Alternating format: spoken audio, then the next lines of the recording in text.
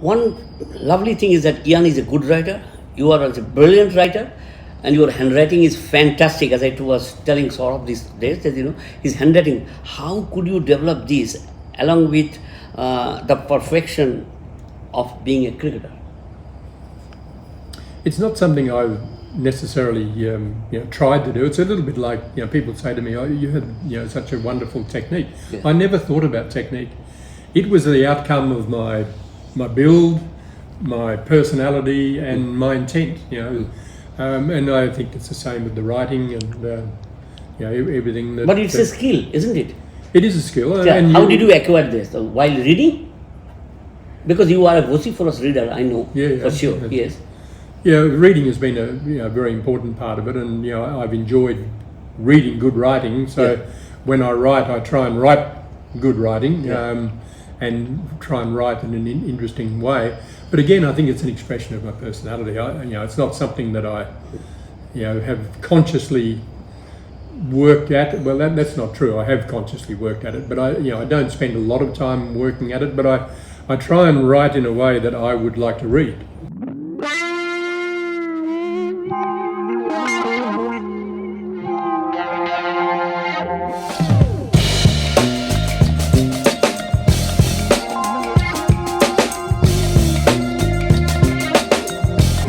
Now a question on Australian cricket team. No new faces are coming in Australia.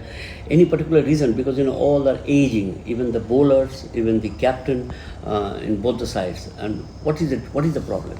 The lack of talent? No, I don't think it's a lack of talent. There's plenty of talent around. I think lack of opportunity. It's funny that you say that in an era of professionalism, but professionalism actually shrinks the opportunity. When we came through, when it was a pastime, if you were playing for your club team, you were 3 good innings away from playing for your state. If you were playing for your state, you were 3 good innings away from playing for your country. Now you're 3 years away. Okay.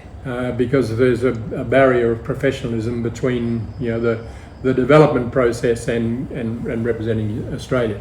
That's not a criticism, it's just a comment on the way things are. Yeah. The observation. It's an observation, and it's nobody's fault, it's just the way it's happened. And there were a few of us that argued at the time that we had to be very careful with professional cricket. Yeah. And I remember having a conversation with Bradman about professional cricket, and he had some reservations, and his words were, "Greg, sport loses something when it becomes a business." Okay. And I understand that. I understood it when he said it, I understand it more now. Because it does limit the opportunity. Okay. And there are a lot of people who don't want to play professional cricket. They don't want to play it for a living, but they'd love to play the game, and they would have been good enough to play for their country because they did in the past. Yeah. So talent's not a problem. I think we still have some talent. Batting has been a bit of an issue, but Cameron Green, I think, is an outstanding talent. There are two or three young players that are coming through in domestic cricket at the moment who look to be good players. Yeah. Are they all batsmen? Not all of them, but some are batsmen, which is a good thing, because that hasn't been the case apart from Green and Pekovsky, but sadly he's got his own issues. But there is talent there. It's recognising that talent and giving young talent the opportunity when it needs it. It's no good you give it the opportunity 3 years after it is ready for that, and you've missed the opportunity. You'll never get that opportunity back.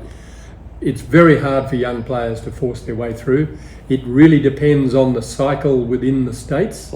As to if a team has lost a few senior players and opportunities come to give young players a go, then you'll see talent come through.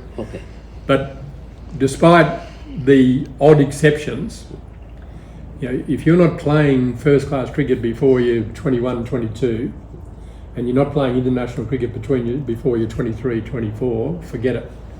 You're not going to be a marquee player. You might still be a good player, but you're not going to be around long enough to make that big a difference. The champions have all come into the game, into international cricket at, well, Sachin was 16. 19, 20, 21, 22, that's when the bulk of batsmen particularly, of the great batsmen have come into international cricket. And if you want someone to be good at this level, don't leave them at this level too long. Get them to this level, and let them learn how to play at that level. Okay. And we've got 2 or 3 young batsmen coming through at the moment. I think will be good players. Now you are the mentor of your old school, isn't it? What is the name of the school? Prince Alfred College. Prince Alfred College. Yeah, Okay. here in Do Adelaide, you yeah. find some talent over there? Oh yeah, we've got some good young boys there. I'm impressed with the youth cricket still around the place. Talent is there. Opportunities aren't necessarily always there at the right time. And not everybody wants to play professional cricket. I mean, others, some people want to do other things in their life. And youngsters, particularly in our country, youngsters who are good at one sport are good at other sports. And there are other good opportunities in other sports in Australia, and some of them take those opportunities as well. Cricket's a hard game, particularly to become a top class batsman.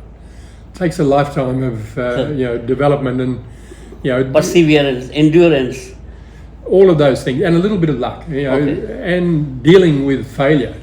Learning to deal with failure is the biggest part of becoming a good batsman, because I don't care who you are. Don Bradman batted 83 times in Test cricket, I think. Yeah. He only made 2,900. Yeah. So he failed 54 times. Oh my God, here's a very good example.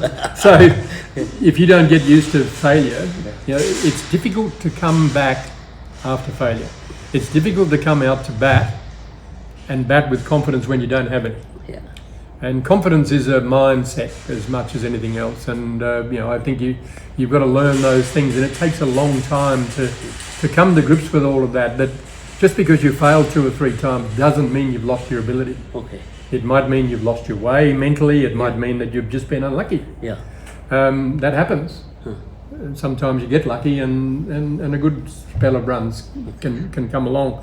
But you've got to survive long enough to go through the travails of success and failure to understand how to deal with it. Dealing with success is just as difficult as dealing with failure. And so, being able to keep that even keel mentally, no matter what happened yesterday, you've still got to come back and do it again today. And Start from zero. Every day. Yeah. And there's no guarantee because you made runs yesterday that you'll make runs today. Yeah. And there's no guarantee because you didn't make runs yesterday that you won't make runs today. Yeah. But you have to believe that in here. Yes. And that can only come from you. Nobody else can give that to you. Okay. And so to become a good young batsman, I remember talking to a father at one of our youth championships, under 17 championships in Brisbane a few years ago. They were from a Greek family. The father came as a young boy to Australia. His father was a soccer player. Okay. So he only ever watched soccer as a kid because that's what his father watched. They didn't know cricket, so they watched soccer. He played soccer. He coached soccer. Then his son came along and his son played cricket. And he'd never watched cricket, and he watched his son growing up, and he was at this stage 16 or 17. And he said to me one day, I was talking to him at the championships, talking to he and his wife, and he said, "Greg, this game of cricket is an amazing game." He said, "I've been watching my son develop as a young man playing cricket.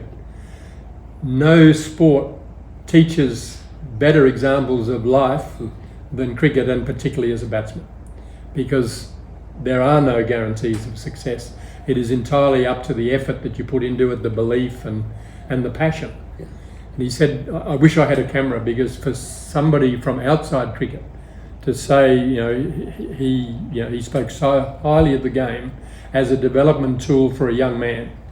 And that's the thing, it takes a lot of development to become a good young batsman.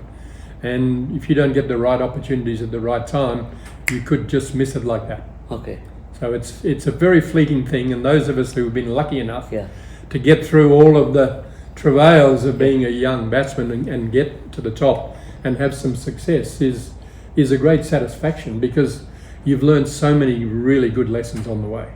And the simple reason, because we all felt sad when Rodney Marsh, your colleague and your disciple, Shane Warne, passed away.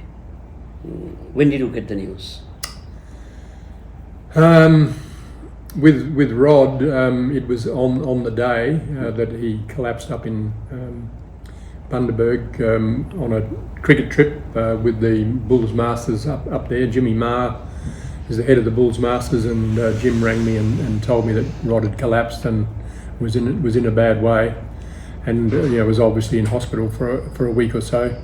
I spoke to Dan, his middle son, a few days later, and just to check and see how he was going, and he said, "Greg, don't expect any good news. This is bad."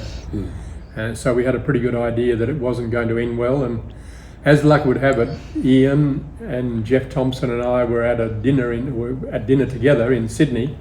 We were going to a function the next day, so we were catching up. Tomo and I were going to a function, so we were catching up with Ian, and Ros Marsh, Rod's wife, rang Ian while we were at dinner and just said, "I've just done the toughest thing I've ever done. I've had to agree to switch off the machine. Rod's not going to make it." And it was fortuitous that the three of us were there, because we sort of had a wake about Rod. We talked about Rod, and we told stories about Rod that night, and that was a really good thing for us to be able to do that and to share it. We rang Dennis Lilly as well, and we spoke to Dennis during that evening, and it was a wonderful opportunity. And the funeral ceremony in Adelaide was outstanding. I couldn't get to the funeral because of travel restrictions, but was able to watch it live on stream. And all the boys that spoke, John Inverarity, Dennis, Bruce Laird, and some of his other friends, was just fantastic. And Rod would have loved to have been there. I mean, it was, the sad thing is that you don't get to go to your own funeral, because often they're great celebrations of a wonderful life. Sadly, then within 24, 48 hours, we got the news about Shane as well, and that was even more shattering, because he was a much younger man. I mean, you expect men of our age to pass away. It happens, but 52-year-olds, it doesn't happen every day. And Shane was larger than life. He was a great friend. I played a lot of golf with him in recent years, and had learned a lot. It was very interesting learning more about him as a person, and his love of many things, his family, of course, but poker. I've talked to him about his poker. How did he get into poker? And he'd played cards as a kid in the family, and he loved numbers, and he loved again the byplay that went on in a game of cards. Just the subtle mental battles that went on in the game of cards, which is a little bit like his bowling. And what you saw with Shane is what you got. He was a very upfront fellow, very generous, great friend. Everybody that knew Shane well loved him, and Shane loved them as well. I mean, he was a very, very good man. Very different from the public persona. There was a lot to like about Shane. The thing that I admired most of all was that he didn't care what other people thought about him. Absolutely.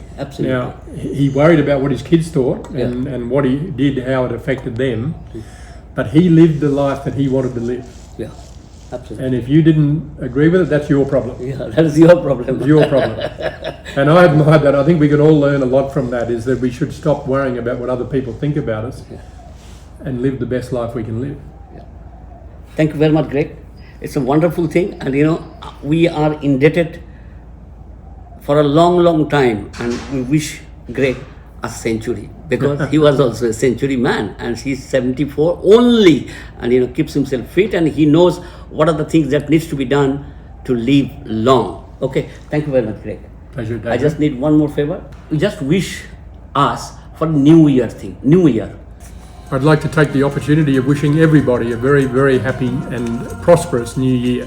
I hope it's one of the great years for all of us.